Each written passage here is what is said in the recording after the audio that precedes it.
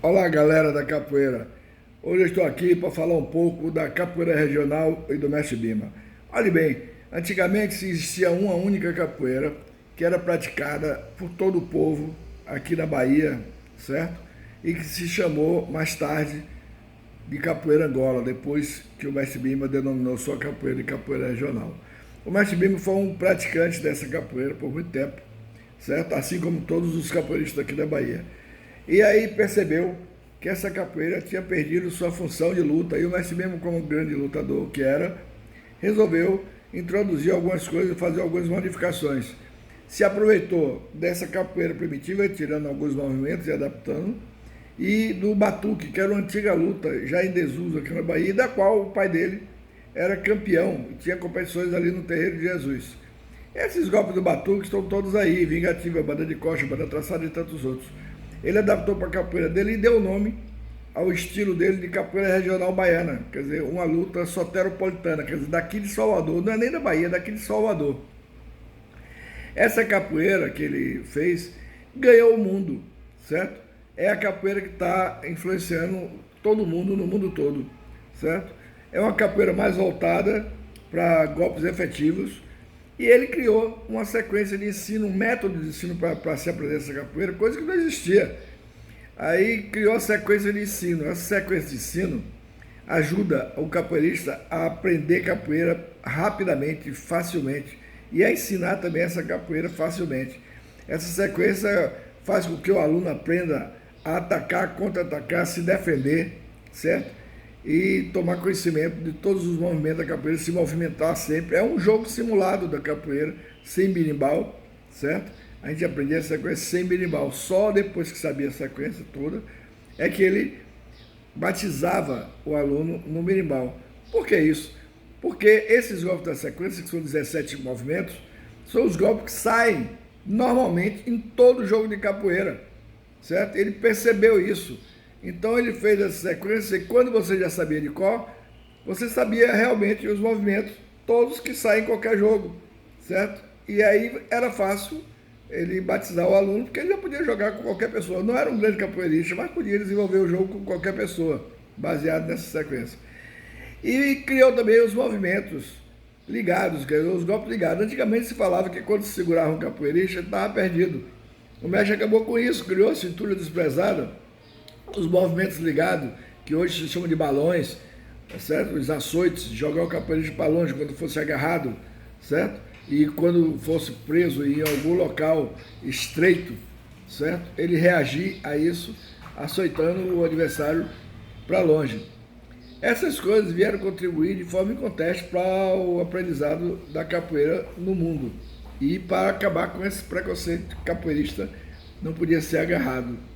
Isso é que diferencia a sequência, a capoeira regional do mestre Bima. Criou essa sequência de balões, a que deu o nome de cintura desprezada, certo? Que são 7 movimentos também. E existem outros movimentos na capoeira regional que não entram nessa sequência de balões, como existem outros movimentos que não entram na sequência de ensino do mestre Bima.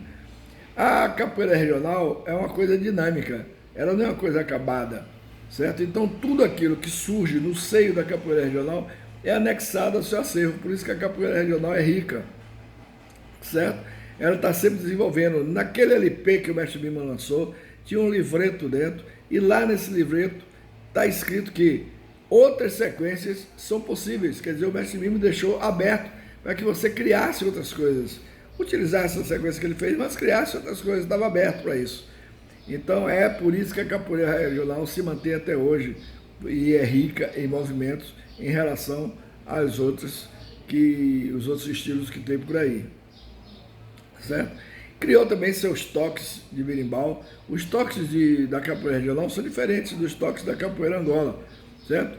Tem a Iuna, que é um jogo só para formados, o aluno não joga, não se bate palma, não se canta na Iuna, nem se compra o jogo, certo?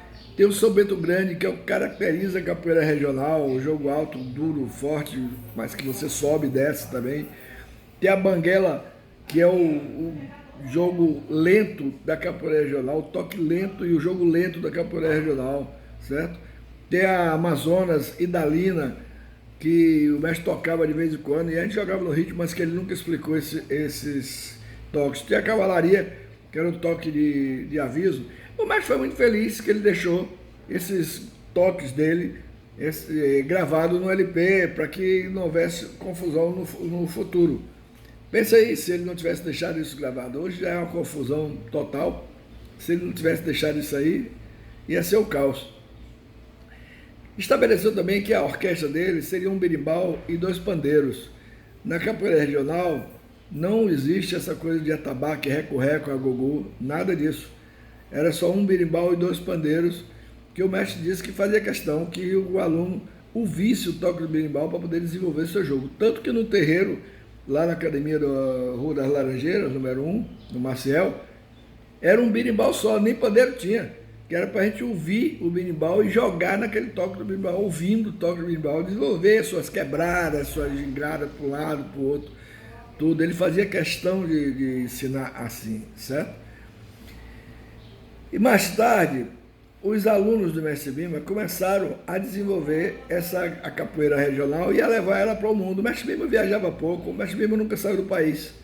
E poucas viagens fez para alguns estados do Brasil, como Rio de Janeiro, São Paulo, Espírito Santo, Minas Gerais. Poucos estados o mestre visitou com a sua capoeira regional e muitas cidades do interior aqui da Bahia. Quem desenvolveu, quem divulgou essa capoeira regional pelo mundo foram os alunos do Mestre Bimba, os alunos que ensinavam a capoeira regional, certo? E que ensinam até hoje alguns, e começaram também a fazer as pesquisas sobre a capoeira. Hoje o Mestre Bimba é o capoeirista mais divulgado na literatura brasileira. Existem muitos, mas muitos livros, muitas teses sobre o seu ensino, e essas teses se transformam em um livro, 2, 3, certo? Então hoje você tem muito material, mas ainda é um campo em aberto para você estudar a capoeira regional. Um livro só não conta a história de ninguém, né? Então, eu no passado escrevi lá por 82, o primeiro livro sobre o mestre, Bimba, Perfil do Mestre, que era um perfil, uma coisa para todo mundo tomar conhecimento de quem era o mestre. Não era nada profundo.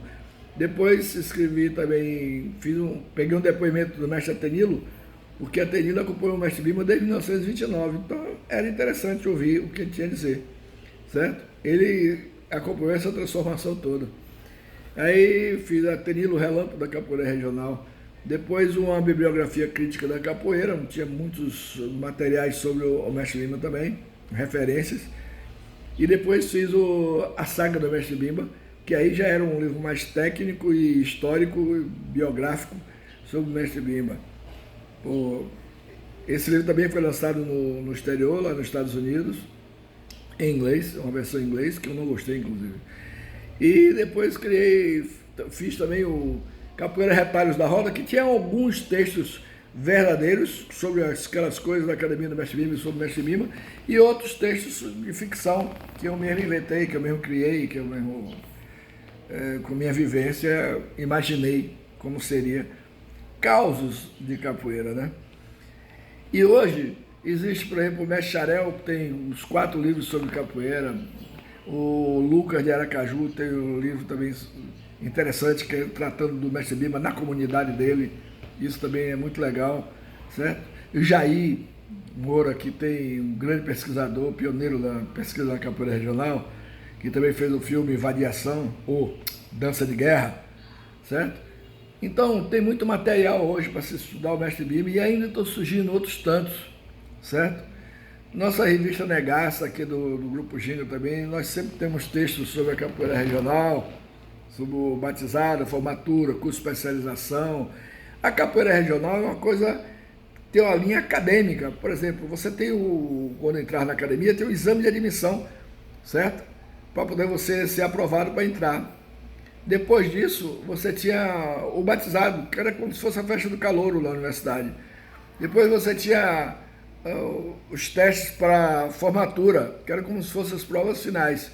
Tinha a formatura propriamente dita, certo? Com madrinha, paraninfo, orador, certo?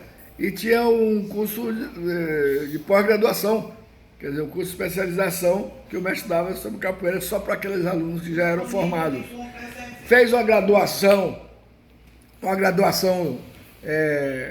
baseada em lenços de seda, porque no passado o capoeirista usava um lenço de seda no pescoço, certo? Porque diziam que a navalha não corta. O mestre, em homenagem a esses capoeiristas que passaram, fez sua graduação baseada em lenços de seda, certo? E depois, aí colocou como o lenço azul, como formado, o lenço vermelho para especializado, o lenço amarelo para o segunda especialização, dando ênfase a armas brancas, essas coisas todas, certo? E o lenço branco, que não tinha testes, não tinha cursos, não tinha nada. O mestre Lima dava esse lenço àqueles que já tinham feito muito pela capoeira regional. Tanto é que deu 4 lenços aqui. Quando a gente recebeu os lenços em 1966, o mestre Lima deu o lenço branco para Dr. Decânio, Jair Moura, Edinho e Miranda, certo? Eles já não jogavam mais capoeira. Desses todos, o único que ainda está vivo é Jair Moura, que está com 83 anos aqui em Salvador. Os outros já morreram. Então, o mestre foi pioneiro dessas coisas todas. A graduação que a gente tem hoje aí de cordões, cordéis, cordas, geralmente você olha lá, você vê o azul escuro, é o lenço do formado, isso é homenagem ao lenço do mestre Lima, certo? Tem os lenços vermelho, amarelo, nessas graduações todas. Ele influenciou muito isso. Mas era uma graduação que a gente só utilizava no dia da formatura. Depois a gente guardava isso como uma lembrança, certo? Esse lenço. E não precisava, porque todo mundo sabia quem era formado lá dentro da academia, quem era especializado e coisa e tal. Então a capoeira regional está aí